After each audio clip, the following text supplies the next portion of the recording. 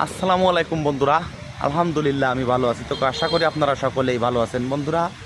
হ্যাঁ, আমি একটি ফল গাছ দেখাচ্ছি। কম বেশি আমি ছোটোবেলার থেকে চিনি, আমার মনে হয় আপনারাও চেনেন। আমি এই যে গাছটি দেখাচ্ছি, এটি হচ্ছে আমাদের খুলনার ভাষায় বলে করমচা গাছ। গাছটিতে কিন্তু প্রচুর পরিমাণে করমচা ধরেছে এবং করমচাগুলো এখনও পাকে নাই, তবে পাকার মতো একটি পরিবেশ, অর্থাৎ বতী হয়ে গেছে। অত্যন্ত চমৎকার একটি দৃশ্য। করমচা গাছ কিন্তু বেশ ভালোই লাগছে। গাছটিতে প্রচুর পরিমাণে করমচা ধরেছে। গাছ হিসাবে আমি অবশ্যই একটু বেড়ার এই পাশ থেকে ভিডিও করছি, ওই পাশে গাছটির গোড়া। গাছটি বেশি বড় নয়, কিন্তু ধরেছে প্রচুর পরিমাণে।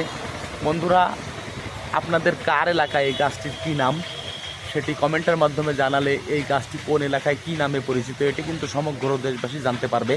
আর আমি তো আগেই বলেছি, আমাদের খুলনার ভাষায় এটিকে করমচা বলে।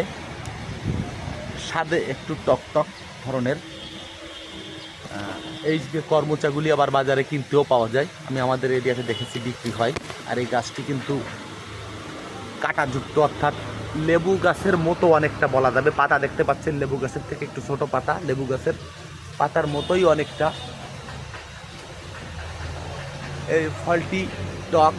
এই ফলটি দেখলে আমার আরেকটি ফলের গাছের নাম মনে পড়ে যায়, সেটি কিন্তু এখন প্রায় বিলুপ্ত।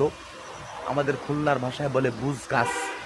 বুজ গাছ আপনারা কে চেনেন আমি জানি না, অনেকে না চেনারই কথা। আমাদের 90 দশকের ছেলেমেয়েরা হয়তো চিনবে, তাও সবাই চিনবে না। এটি গ্রাম্য একটি গাছ, বুজ গাছ। সেটি কিন্তু এর থেকে আরেকটু ছোট হয়, গাছে কাটা একটু বেশি হয়, পাতাও একটু ছোট হয় এবং সেটি কিন্তু মিষ্টি হয় পাকলে। অর্থাৎ এই যে ছোটো ছোটো ফলগুলির মতো এই রকম হয়। আর আমি এই যে ফলগুলি দেখাচ্ছি এগুলি কিন্তু বড়, তবে এটি স্বাদে টক। ওটার সাথে গাছের কিছুটা বা ফলের আকৃতির কিছুটা মিল আছে, এই যা। তাই ছাড়া স্বাদে কিন্তু কোনো মিল নেই। যা হোক বন্ধুরা, আমি ওদিকে আর যাবো না। তো আমি এই যে করমচা গাছটি দেখালাম। আমি যদিও একটু গাছগাছালির ভিডিও করে থাকি, আমি একটু সবুজের প্রতি দুর্বল, সেটি আপনারা সকলেই আমার ভিডিও যারা দেখে থাকেন তারা জানেন।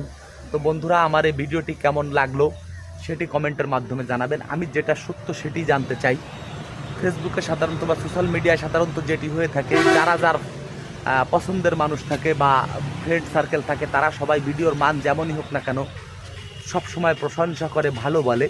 আমি কিন্তু এই ভালোটি জানতে চাই নাই। আমি যেটি প্রকৃতপক্ষে সত্য সেটি জানতে চেয়েছি। যদি আমার ভিডিওতে কোথাও ত্রুটি থেকে থাকে, আপনারা যদি সেটি সম্পর্কে না বলেন, তাহলে আমার কিন্তু ভিডিওর মান কখনো উন্নত হবে না। তো কোথায় কি ভুল ত্রুটি আছে সেটি আপনারা আমাকে কমেন্টের মাধ্যমে জানালে আমি সত্যিকারে মনের থেকে খুশি হব।